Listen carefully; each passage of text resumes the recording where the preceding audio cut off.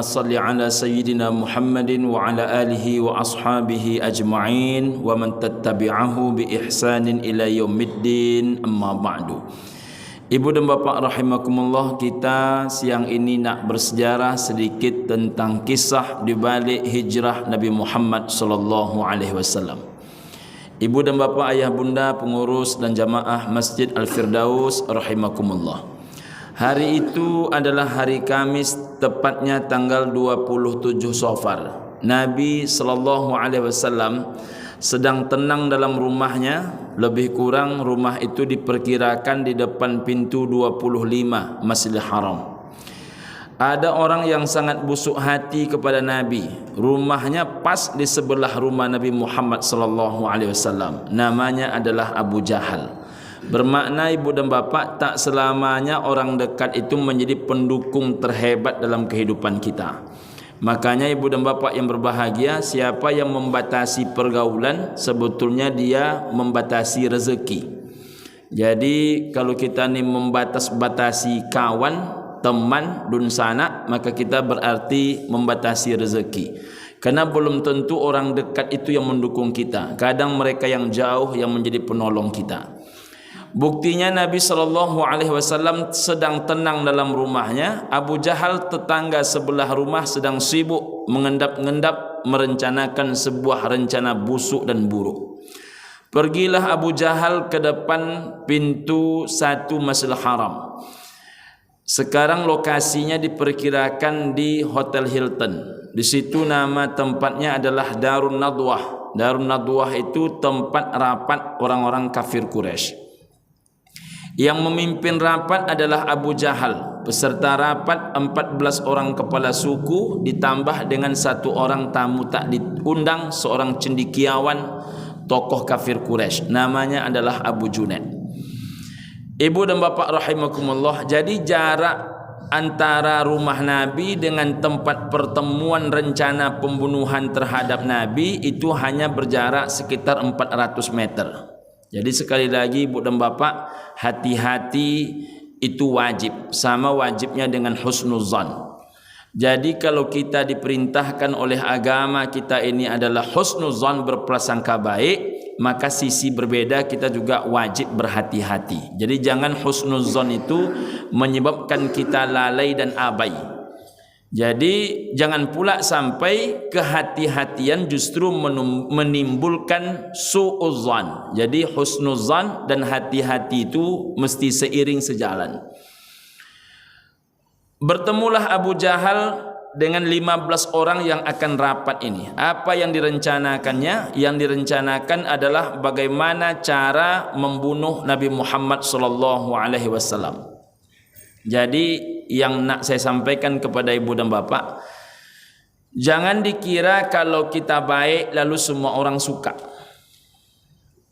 Kalau kita baik tak semua orang suka, apalagi tak baik. Dan jangan dikira kalau kita baik lalu semua orang sependapat. Baik itu kewajiban, tapi suka dan tak suka itu pilihan orang. Like and dislike dalam hidup ini adalah sesuatu yang normal-normal terjadi. Sebaik apapun bapak, tetap ada orang tak suka. Maka dalam hidup ini ibu dan bapak, kalau orang sekali bernabi, Sayyidul Mursalin, Ashraful Anbiya, pemimpin para rasul, nabi yang paling mulia, masih ada orang tak suka, apalagi macam kita ni. Jadi kalau ada orang berkata, saya tak tahu lagi Pak Ustaz, entah kenapalah orang di sini benci betul dengan saya. Jangankan bapak, Nabi Muhammad saja benci orang kepada beliau.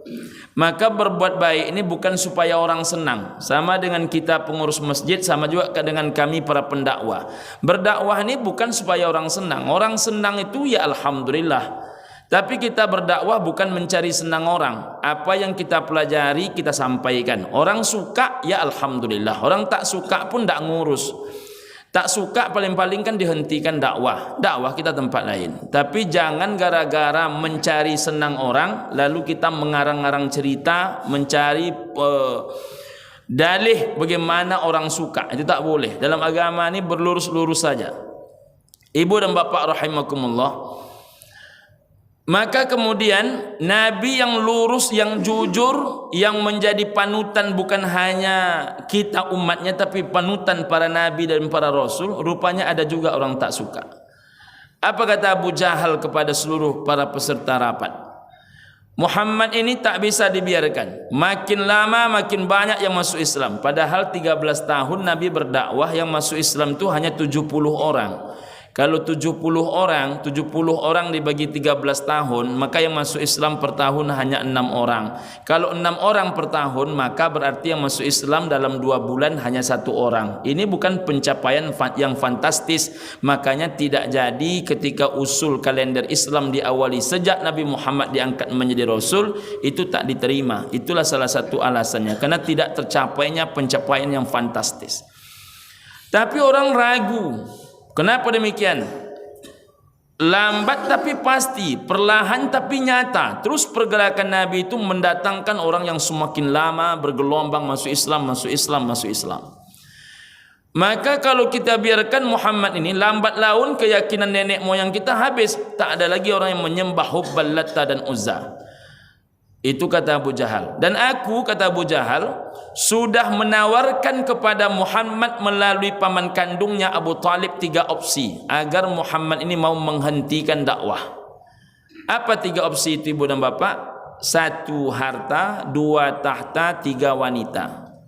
Harta, ya Muhammad, jika engkau ingin harta, maka seluruh penduduk kota Mekah ini membayar upeti kepadamu, membayar jizyah, membayar pajak. Memangnya berapa banyak penduduk kota Mekah itu, Pak Ustaz? Mekah itu 1 provinsi. Sebagai perbandingan untuk ibu dan bapak, keluar kita dari Madinah 20 menit kita pakai bus dari hotel, maka bertemulah Bir Ali. Bir Ali ini tempat orang mengambil mikot. Setelah mikot itu batas terakhir wilayah tanah halal. Masuk sedikit selepas mikot Bir Ali, maka itu namanya adalah tanah haram. Itu sudah masuk wilayah Mekah. Berapa jaraknya dari kota Madinah? Totalnya kan 480. Kalau kita kurang sekitar 30 kilo, maka berarti 450 kilo. Begitu luasnya. Itu baru antara Madinah ke Mekah. Bagaimana ke pojok kirinya? Ke pojok kirinya ada Jeddah. Dulu Jeddah ini 2,5 jam. Karena sekarang banyak tol, sekarang sudah tidak sampai 2 jam. Paling lama 2 jam. 2 jam itu lumayan juga. Ke Bangkinang cuma 1 jam. Berarti 2 kali lipat ke Bangkinang. Ibu dan bapak rahimakumullah, dan mereka tak macet. Yang ketiga ke arah kanan ada namanya Taif. Dulu Taif ini jaraknya 197 kilo. Sekarang ada tol, jaraknya menjadi 97 kilo, hemat 100 kilo. 197 kilo itu lumayan. Ke Kuansing mungkin lebih kurang segitu, ibu dan bapak rahimakumullah. Jadi Mekah itu 1 provinsi. Kalau 1 provinsi itu membayar pajak ke Nabi Muhammad semua, itu tak terhitung duitnya. Tapi rupanya harta ini ditolak oleh Nabi. Lalu diberikan opsi yang kedua. Ya Muhammad, jika engkau ingin tahta, maka seluruh keputusan di kota Mekah ini tidak ada yang tanpa sepersetujuan dirimu. Dalam mengambil undang-undang legislatif, dalam menjalankan undang-undang dan menjalankan pemerintahan eksekutif, dalam menjalankan hukum dan menetapkan hukum yudikatif. Legislatif, eksekutif, yudikatif, seluruhnya mesti ACC Muhammad sallallahu alaihi wasallam. Itu pun ditolak oleh Nabi. Kalau kita entahlah. Ditolak oleh Nabi Muhammad sallallahu alaihi wasallam. Lalu tidak mempan juga. Biasanya yang ketiga ini mempan. Biasanya apa itu? Wanita. Banyak orang tak tergoda harta, tak tergoda tahta, tapi tergoda dengan wanita. Maka kalau ada laki-laki tak tergoda dengan wanita, dipertanyakan kelaki-lakiannya. Tapi Pak Ustadz, kami tak pernah melakukan hal-hal yang buruk. Iman itulah yang menyebabkan kita mampu menjadikan bemper dalam kehidupan hingga tak berbuat yang tidak. Tetapi ibu dan bapa rahimakumullah, pada hakikatnya manusia itu selagi dia laki-laki suka dengan wanita, wanita suka dengan laki-laki.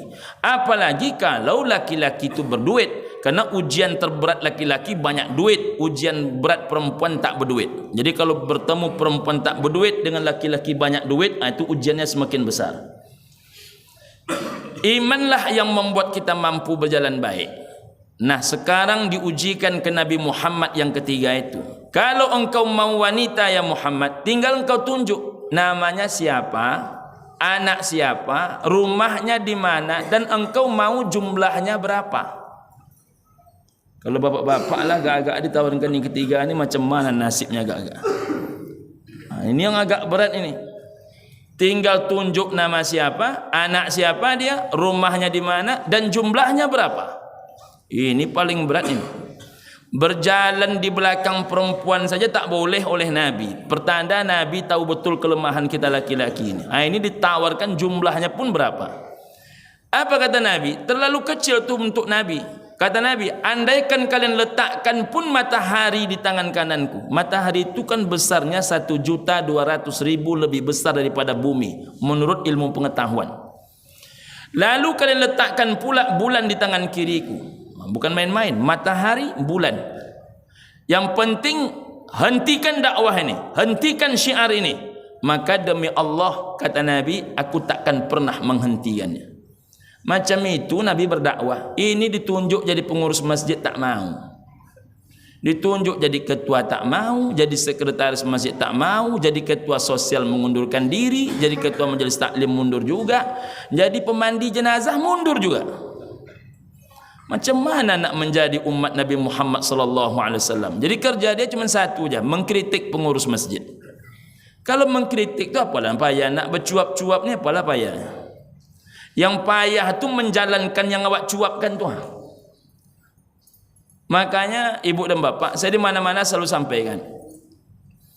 Dakwah yang paling simple, rebutlah posisi ketua RT. Rebut posisi ketua RW, rebut posisi ketua pengurus masjid, rebut posisi segala hal-hal yang baik. Kenapa? Kalau kalian tak rebut itu, kalian hanya akan sebatas menjadi tukang cuap.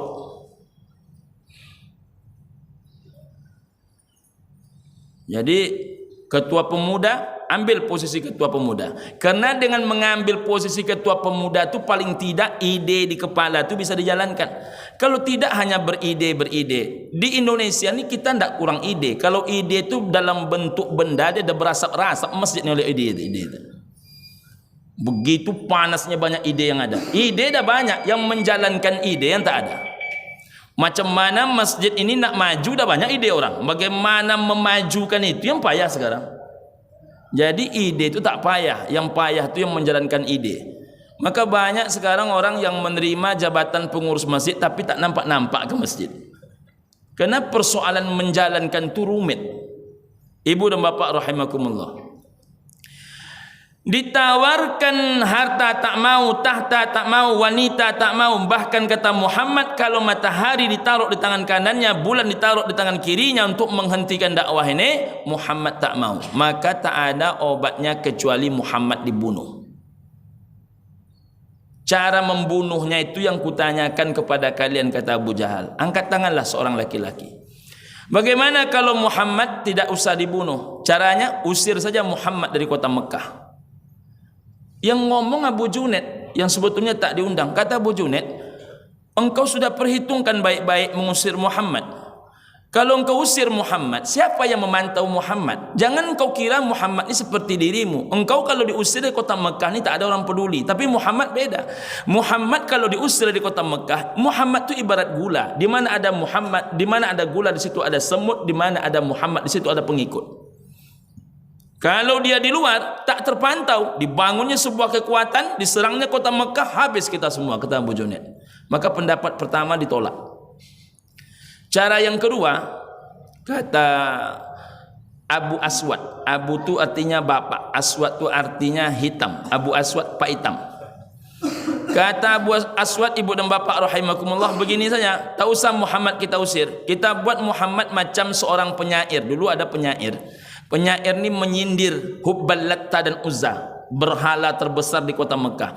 Kita masukkan Muhammad beramai-ramai ke dalam kerangkeng besi, kita taruh kerangkeng besi itu di samping Ka'bah hingga setiap orang yang berkeliling Ka'bah tampak oleh dia macam mana nasib Muhammad. Tak kita kasih makan, tak kita kasih minum, sampai Muhammad itu sakit, lumpuh, mati, berulat, tak kita pedulikan. Rupanya pendapat ini ditolak. Siapa yang menolak? Abu Junaid juga. Engkau kira Muhammad itu sama dengan penyair. Penyair engkau buat macam itu, jangankan orang lain, istrinya pun tak peduli, karena istrinya pun takut dengan kalian. Tapi kalau Muhammad kalian buat macam itu, maka yang lumpuh itu tegak, yang sakit sehat, yang lemah tiba-tiba dia kuat untuk berperang menjaga marwah Nabi Muhammad lebih penting daripada kehormatan istri, kehormatan anak, kehormatan orang tua.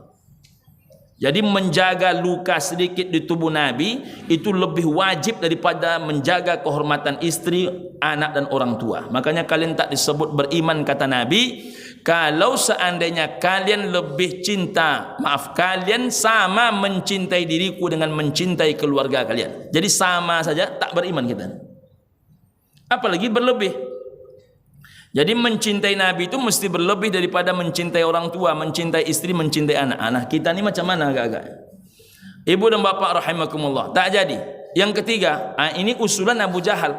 Apa kata Abu Jahal? Begini saja. Kita masukkan seorang pendekar ke rumah Muhammad, ditusuknya Muhammad, maka besok paginya kita umumkan Muhammad telah mati, yang menusuk kita sembunyikan beramai-ramai, atau kita tunjuk salah satu kepala suku untuk menyimpan yang menusuk Muhammad ini. Habis perkara, tinggal kita berpesta pora. Rupanya pendapat Abu Jahal pimpinan sidang dibantah juga oleh Abu Junaid. Apa kata Abu Junaid? Engkau tahu siapa itu Muhammad? Muhammad itu anak Abdullah, orang yang namanya tak pernah cacat. Datuk kandungnya Abdul Muttalib, orang yang membesarkan dia panglima singa gurun pasir Abu Talib. Paman kandungnya pendekar hebat, namanya Hamzah bin Abdul Muttalib. Ada lagi paman kandungnya yang kaya, namanya adalah Abbas bin Abdul Muttalib. Ada saudara sepupu dia, sama besar dengan dia, satu rumah dibesarkan, Ali bin Abi Thalib dengan Ja'far bin Abi Thalib. Berani kalian menghadapi orang ni? Seorang diri Abu Thalib tu datang ke Ka'bah di depan Abu Jahal, Abu Lahab dan Abu lain tu, ibu dan bapa rahimakumullah. Apa kata dia? Siapa kalian yang nak dipisahkan kepala kalian daripada batang leher kalian ganggu anakku Muhammad? Tak satu pun yang berani. Apalagi kalau sudah bergabung di sama-sama. Jadi Abu Talib sendiri tak berani mereka menghadapi, apalagi ada Ali bin Abi Thalib, ada Ja'far bin Abi Thalib, ada Hamzah bin Abdul Muttalib. Pedang paling besar di istana Topkapi Istanbul Turki itu hanya 3. Pedangnya Umar, pedangnya Ali, pedangnya Ja'far. 3 pedang ini, 2 yang paling besar itu adalah pedang keluarga Nabi Muhammad. Hutang darah dibayar darah, hutang nyawa dibayar nyawa. Siapa yang berani menghadapi keluarga Muhammad? Tak ada yang berani. Karena siapa yang membunuh Muhammad, maka yang membunuh itu akan dicari. Siapa yang menyimpan dia, maka kepala suku itu akan diperangi. Tapi Abu Jahal tak kehabisan akal. Apa kata Abu Jahal? Kalau begitu kita gotong royongkan membunuhnya, supaya keluarga Muhammad tidak bisa memerangi kita. Kalau ke-14 suku mengirim tentaranya, berarti 14 suku bertanggung jawab. Berarti satu provinsi membunuh 1 orang. Macam mana keluarga Bani Hashim akan memerangi kita? Setuju Abu Junaid. Kapan akan kita bunuh? Malam ini. Malam kapan itu? Malam Jumat. Persis sama dengan G30 SPKI. Makanya gerakan ini saya sebut dengan nama G28S. Gerakan 28 Safar. Ibu dan bapak rahimakumullah, malam itulah Nabi Muhammad akan dibunuh. Jadi sama-sama malam Jumat. Nah, ibu dan bapak rahimakumullah, berapa banyak yang mengepung rumah Nabi? Kalau rumah Jenderal Abdul Haris Nasution dan jenderal-jenderal itu paling banyak dikepung oleh 2 peleton. 1 peleton 24 orang kali 2 48 orang. Kalau yang mengepung rumah Nabi Muhammad, Dr. Safir Rahman Al-Mubarak Furi dalam bukunya Sirah An-Nabawiyah menuliskan, saking banyaknya orang yang mengepung rumah Nabi, maka jangankan manusia, tikus pun tak bisa lewat. Sampai di situ kisah ini dulu. Kalau saya lupa nanti Ustaz ingatkan saya. Assalamualaikum warahmatullahi wabarakatuh.